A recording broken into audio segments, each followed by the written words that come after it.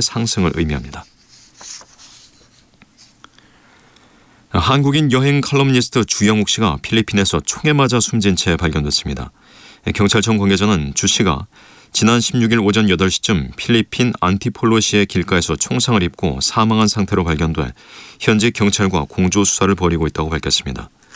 경찰청은 그제 국제범죄 담당 형사와 감식반 요원 등으로 꾸려진 공동조사팀을 필리핀에 급파해 주 씨의 사망 경위와 용의자 등을 추적하고 있습니다. 최근 서울 영등포구 물레동 일대 수돗물에서 황토색 오염물질이 나온다는 민원이 잇따르는 것과 관련해 서울시 상수도사업본부는 현장 조사 결과 물레 사가 지역의 수돗물이 식수로 사용하기에 부적합하다고 판단돼 식수 사용을 금지했다고 밝혔습니다. 상수도 사업본부 측은 수돗물 오염이 아파트 저수조에 혼탁물이 들어갔기 때문으로 추정된다고 말했습니다. 민주노총 김명환 위원장에 대한 구속 전 피의자 신문이 오늘 오전 10시 30분 서울 남부지법에서 열립니다. 검찰은 지난 4월 민주노총의 국회 앞 집회와 관련해 불법행위 주도 혐의로 구속영장을 청구했습니다.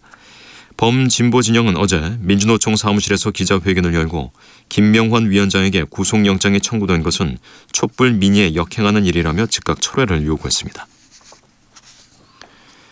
술을 마시고 귀갓길 여성 2명을 연이어 뒤쫓아간 남성이 경찰에 붙잡혔습니다. 서울 강동경찰서는 주거 침입 혐의로 31살 김모 씨를 붙잡아 조사하고 있다고 밝혔습니다. 오늘은 오후부터 중부지방과 경북 지역에 비가 내리겠고 내륙에는 곳에 따라 소나기가 오겠습니다. 예상되는 비의 양은 강원 영서에 10에서 50mm, 수도권과 강원 영동, 충청과 경북, 경상 내륙에 5에서 20mm입니다. 이번 비는 내일 새벽까지 이어지겠습니다. 서울 현재 기온 21도입니다. 아나운서 배창복이었습니다. KBS 제1라디오 8시 뉴스를 마칩니다. 지금 시각 8시 5분입니다. KBS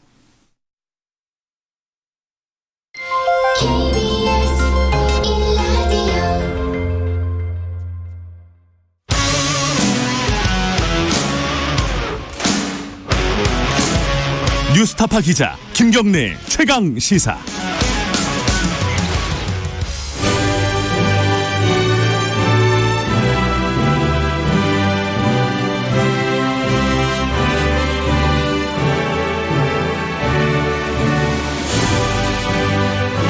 네, 매주 금요일 전국의 가장 뜨거운 현안을 여야 의원 두 분과 이야기 나눠봅니다. 최고의 정치, 오늘도 두 분 나와 계십니다. 먼저 더불어민주당의 김진표 의원님 나와 계십니다. 안녕하세요. 안녕하세요. 네, 그리고 자유한국당의 김영우 의원님도 나와 계십니다. 안녕하세요. 네, 반갑습니다. 김경래 최강시사는 유튜브 라이브로도 함께 하실 수 있습니다. 유튜브에 가셔서 KBS 1라디오 이렇게 검색하고 들어오시면은 지금 김진표 의원님 그리고 김영우 의원님 얼굴을 확인할 수 있습니다. 오늘도 수염을 안 갖고 오셨고요. 거의 깎았죠. 거의 밀었다고 봐야죠. 그리고 문자 참여도 기다립니다. 샵 9730으로 보내주시고요. 짧은 문자는 50원, 긴 문자는 100원 들어간다고 합니다. 자, 스마트폰 애플리케이션 콩으로 보내시면은 무료고요.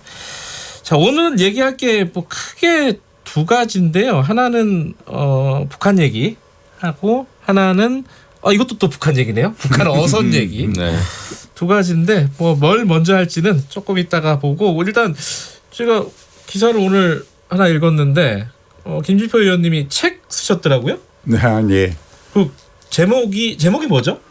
구직 대신 창직하라. 그러니까 기술 벤처를 육성하는 것만이 우리 경제의 이 침체를 극복하고 새로운 성장 동력을 만들 수 있는 길이다. 그러기 위해서는 금융 혁신을 해야 된다. 이런 걸 주제로 쓴 책입니다. 금융 쪽도 들어가 있군요, 얘기가. 그러니까 예. 그게 중심입니다. 그러니까 그래요? 예. 우리 금융이 지나치게 안정 추구형으로 융자만 담보 잡고 돈 빌려주는 이자율 차이만 의존하는 융자를 대신에 예. 미국이나 선진국처럼 투자를 해야 된다. 직접 그러니까 융자에서 투자로 의 금융 혁신이 기술 벤처를 새로운 성장 동력으로 만든다. 예.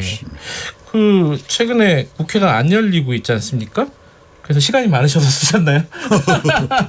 작년 10월부터 제가 예. 당의 국가경제자문회의 의장을 하면서 예. 주로 이 문제를 강조했고 그래서 금년도 우리 정부가 최우선으로 경제 활력을 회복하는 데 지금 역점을 둬야 된다 예. 하는 걸 강조 지금 하고 있죠. 그래서 예.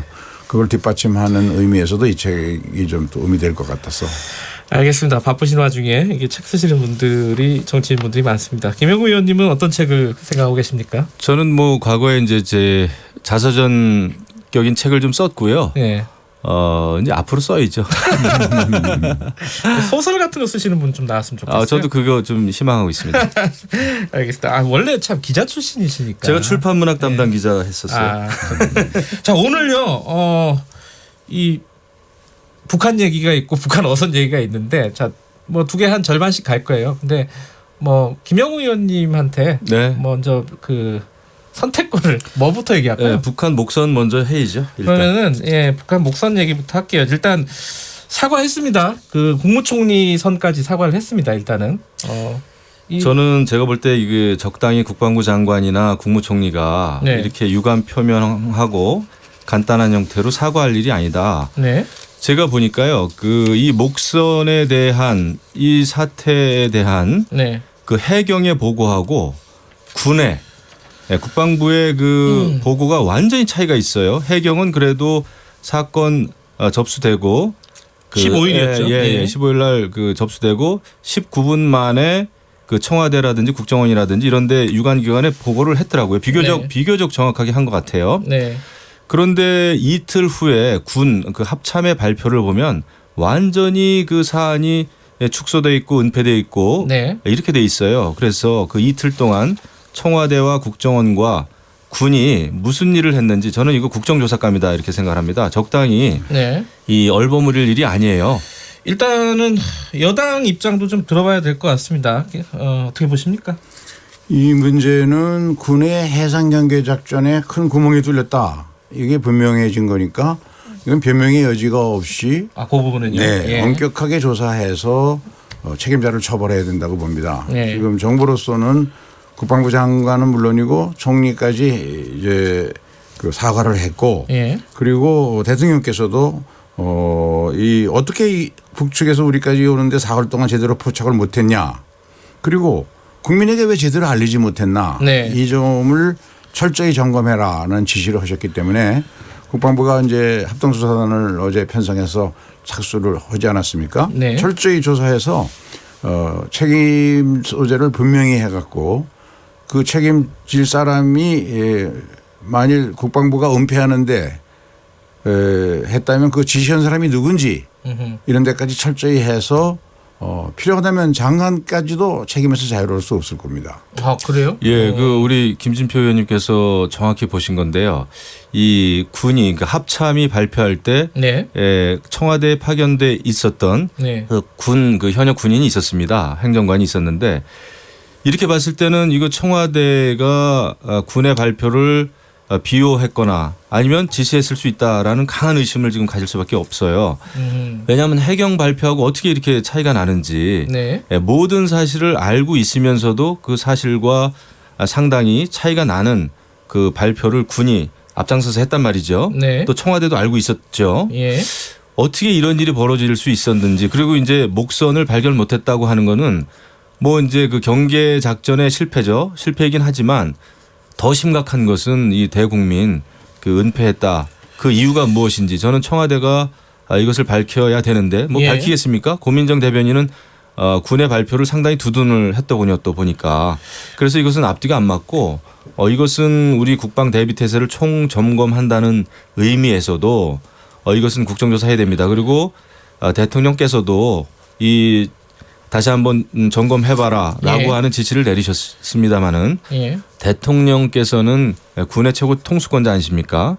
그래서 이 문제는 그냥 이렇게 간단한 지시가 아니라 국정조사를 하더라도 그것을 대통령께서도 아마 이해하시고 수용하시리라 이렇게 생각합니다. 저는 말씀 듣고 저는 다 김영우 의원님 말에 동의합니다.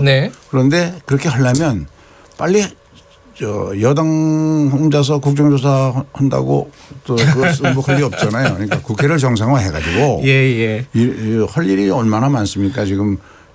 그리고 특히 김영우 의원께서 오늘 당장 우리 자유한국당 의총에 가서 이제 국회 들어가자라고 주장하시리라고 저는 믿습니다. 왜냐하면 김영우 의원님이 얘기가 또 그쪽으로 튀는데요. 김영우 의원님이 옛날에 그 2016년인가요?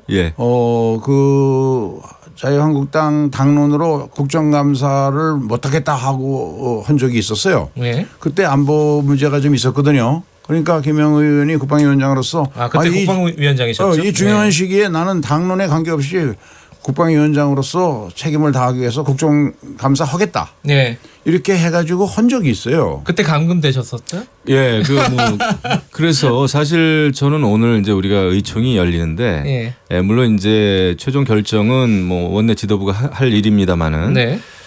이 국방 대비 태세를 총점검하고 국정조사 이런 것을 요구하기 위해서는, 예. 예, 저는 사실 내부적으로 얘기를 좀 할 생각이에요. 아, 그래요? 예, 왜냐하면 들어가자. 예, 이것처럼 중대한 일을 김영우 위원장이 내부적으로 얘기하지 말고 이 자리에서 얘기하십시오. 아니 그러니까 제가 내부적으로 얘기한다는 건 전 국민한테 사실 얘기한다는 뜻입니다.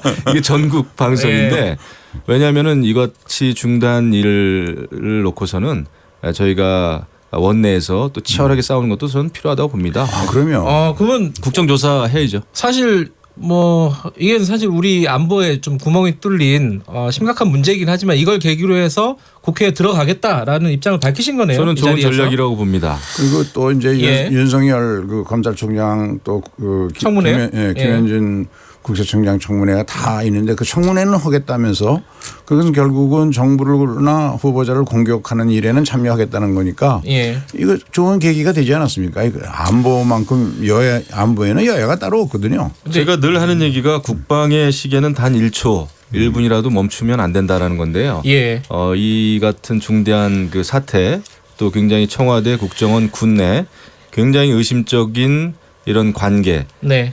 이런 거는 철저하게 파헤쳐서 국민께 알려드리는 게 도리다 생각합니다. 합동조사단이 예. 두 가지를 분명히 밝혀야 된다고 예. 봅니다. 하나는 지금 모두 세 가지네요. 하나는 지금 발표가 축소 왜곡이 됐는가 여부를 철저히 예. 밝혀야 되고, 근데 그것은 국회의 활동이 더 정확하게 밝히는 데 도움이 될 겁니다. 그래서 네. 자유한국당이 국회를 정상화시켜야 된다는 것이고, 네. 합동조사단이 해야 할 일은 왜 이러한 해상경계작전에 큰 허점이 드러났는가. 네. 그것이 옛날 이명박 정부 때 노크 귀순 사건처럼 장비나 경계 문제, 시설이나 이런 것의 문제가 아니라 안이해져서 기강이 해해져서 그런 것인가. 예. 아니면 현재 동해안 NNL 지역을 경비하는 것이 우리가 고속함 한 척, 초계함 한 척, 구축함 한 척 세 개의 경비 함정을 통해서 하고 있는데 한 함정이 약 50km를 담당하고 있답니다. 네. 그러면 이거 갖고 충분한 건가? 그리고 우리 해군이 가지고 있는 레이더망이 좀 낡았다는데 예. 그것이 10m짜리 목선이 점 하나로 보이는데 파도와 구별할 수 없다는 이야기가 해군에서 나왔었거든요. 네. 그러면 그것을 확실히 해서 경계 장비나 시설에 문제가 있으면 그것도 보완해야 돼서 다시는 이런 허점이 드러나서는 안 된다. 네. 그거를 그 두 가지를 분명히 밝혀야 한다고. 그리고 봅니다. 지금 제가 사실 여당 국방위원장이면 네. 그건 뭐 야당이든 여당이든 국방위원장이면 이 긴급 간담회라도 해야 돼요. 상임위 열리지 못할 때는 그렇게라도 하거든요. 그래서 의사소통 빨리 여야가 해야 되고 그 책임자 정말 빨리 색출해야 됩니다. 그리고 국정조사로 빨리 근데 이어져야죠. 일단 쟁점 중에 하나는 이제 국방장관 사퇴를 나경원 원내대표가 네. 얘기를 했잖아요. 근데 지금 뭐 합참에서 조사를 하고 나서 그 조사를 일단 봐야 되는 거 아닌가요? 어떻게 그렇죠. 보세요? 봐야죠. 저도 조사가 1차적이라고 보고요. 예. 국방부 장관은 옷을 벗을 각오를 단단히 해야 되고 이 책임으로부터 절대 벗어날 수가 또 한 없습니다. 가지 김진표 의원님 아까 김영우 의원님이 얘기한 것 중에 청와대는 알고 있었는데 국방부 발표가 잘못 나갔다. 이러면 청와대도 책임이 있는 거 아니냐. 이 그럼요. 취지 얘기를 했단 말이에요. 근데 그거 어떻게 보십니까? 저는 뭐 그렇게 생각하지 않는데 네. 다만 그런 문제들을 합동조사단이 철저히 조사하고 예. 또 상임위원회를 열어서 국방부 장관으로부터 예. 세세한 경위를 여야 의원이 보고를 받고 또 질의 답변을 통해서 더 규명을 해보고 네. 그러다 보면 밝혀지지 않겠어요? 알겠습니다. 이 부분은 뭐 여기 원내대표 없는 상황에서 저희들끼리 합의했습니다. 이제 열기로 국방위원회 빨리 열어서 뭔가 이 원인이나 대책이나 밝혀야죠. 이런 예. 부분들 논의를 해야 된다. 일단 거기까지만 얘기할게요. 이게 뭐 구체적인 네. 쟁점으로 들어가면은 시간이 너무 없을 것 같고요. 북한 얘기 다른 북한 얘기 좀 해보겠습니다. 네. 자, 시진핑 주석이 북한에 어제 방문을 했습니다. 3자 구도에서 4자 구도로 지금 변환되는 시점이다. 그러니까 일이 어떻게 보면 더 뭐 경색 국면이 풀릴 수도 있지만 어떻게 보면 더 복잡해질 수도 있는 거고요. 이 부분은 뭐 김진표 의원님 먼저 의견 좀 듣고 시작을 하는 게 좋을 것 같습니다. 예, 이 문제는 종전부터 많은 전문가들 사이에 네. 지금 시진핑이 곧 북한을 방문할 것이다. 특히 G20 전에 방문할 것이다라는 추측이 있었습니다. 이유는 네. 미중 통상협상이 아주 난산을 겪고 있고 네. 사실상 실무회담은 결렬됐거든요. 네. 이것을 트럼프가 이번 G20에서 시진핑을 만나서 최후 결판을 내겠다라고 여러 차례 공언을 해왔습니다. 네. 그리고 지금 통상협상 외에도 홍콩 문제, 대만 문제 모두 다 해서 화웨이 문제까지 해서 미국이 중국을 세게 압박하고 있거든요. 네. 그러면 중국의 입장에서는 북핵 문제를 미국이 해결하는 데 관심이 있는데 그러려면 북한과 중국의 특수한 관계, 혈맹이라고 주장하는 그 관계 그리고 북한의 에너지와 식량의 70%를 지난 70년간 공급해 왔다.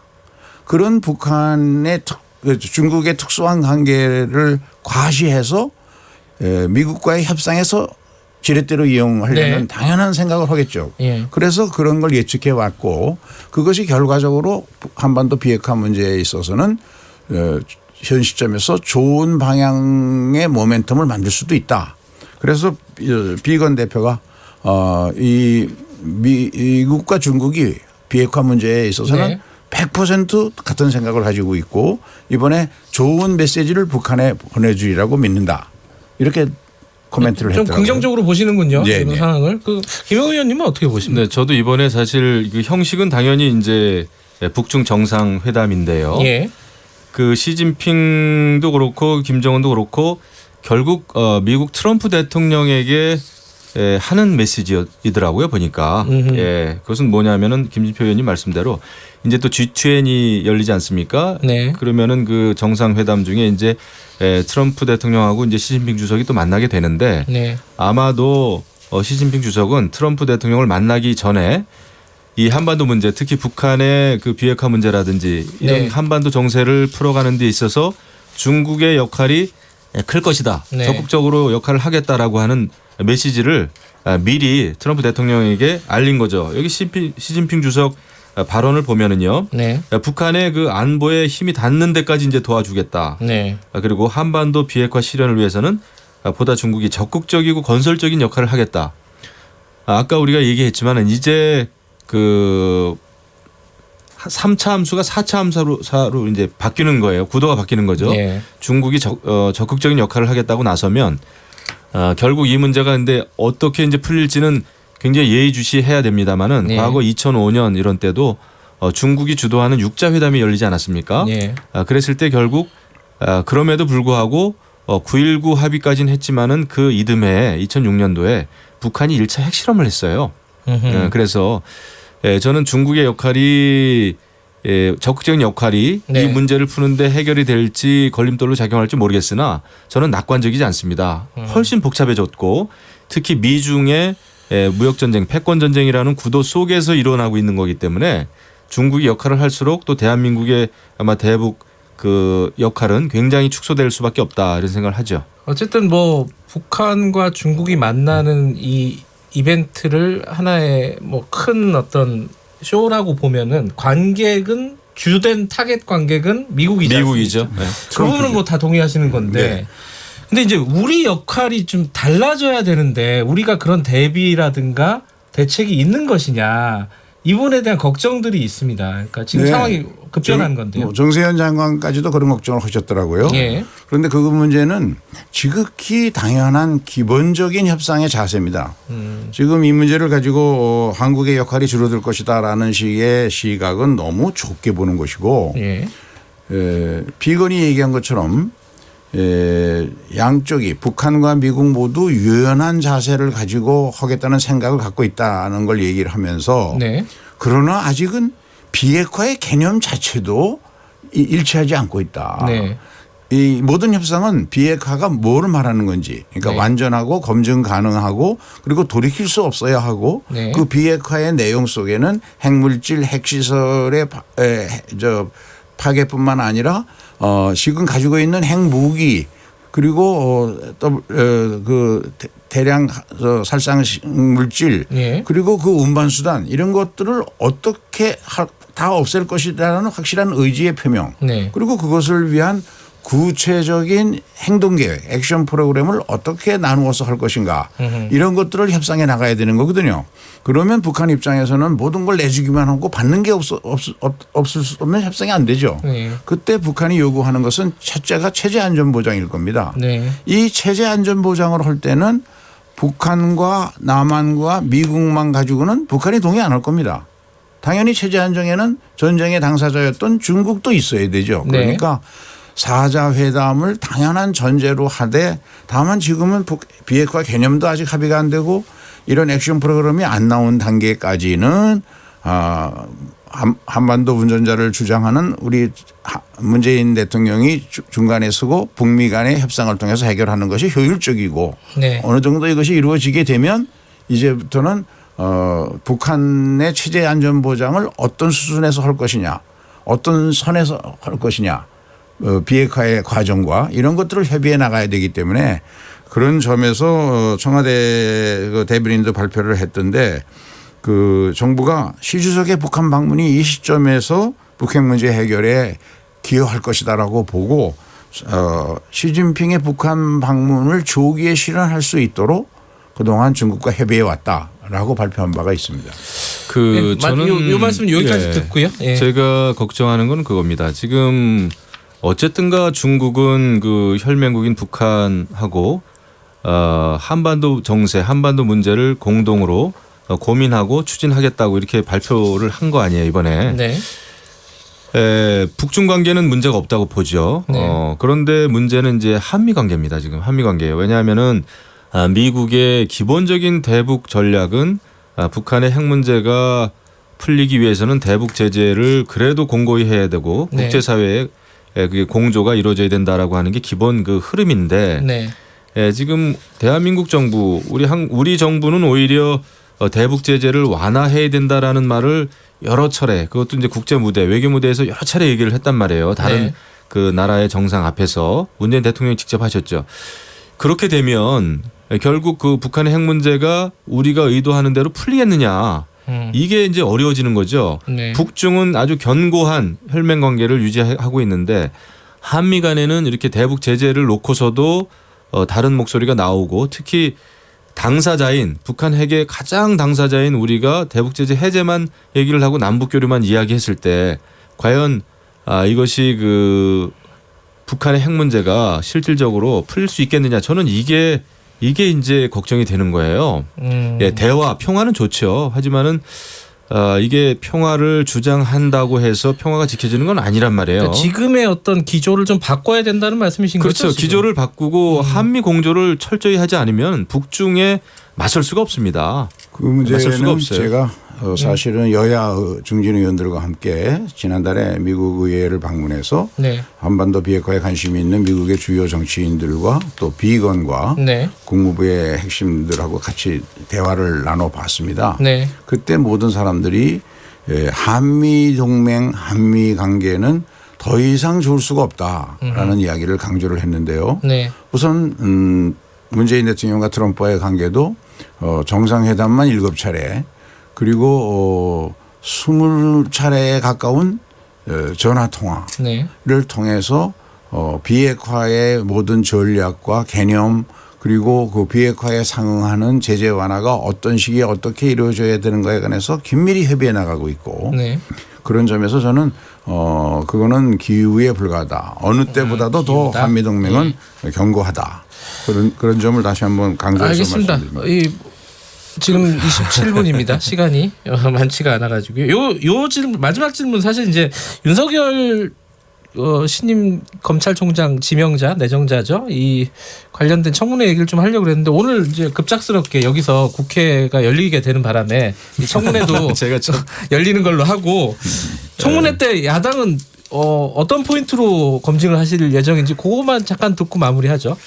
이건 야당 입장만 들어보겠습니다. 그 야당의 입장이기도 하고 예. 저는 많은 국민들이 생각을 하실 거예요. 그 윤석열 검사 하면은 네. 지금 문재인 정권의 적폐청산 수사를 총지휘한 일선에서 네. 그런 셈인데 결국 검찰총장이라고 하는 자리가 네. 지금 실세 현재의 권력으로부터 얼마나 독립해서 검찰 개혁도 이끌어내고 제대로 된 수사를 할 것인가가 가장 중요한 거 아니겠어요? 예. 그런 면에서 봤을 때는 상당히 우려되는 바가 크죠. 지금 누가 뭐래도 윤석열 검사는 문재인 정권의 적폐청산 수사를 지휘하면서 알겠습니다. 또 그동안에 저도 그동안에 그동안에 김진표 의원님 30초 마무리할게요. 별건 수사와 아니, 그다음에 김진표 의원님 시간이 없어요. 예.